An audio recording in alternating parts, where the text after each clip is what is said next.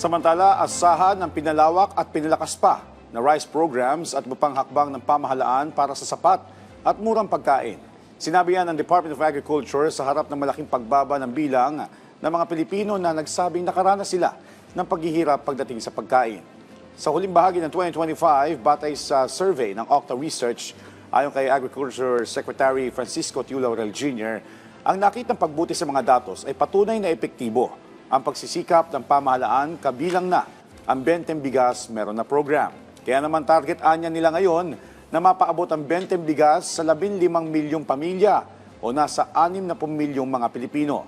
Asahan din anya ang pagbuti pa ng food security ng bansa, lalo na't binuhusan ng pondo ang agriculture sector ngayong taon, na malaki ang may tutulong para sa pagpapatayo ng mga infrastruktura na magpapataas sa mga produkto at kita ng mga magsasaka at ng mga mangingisda.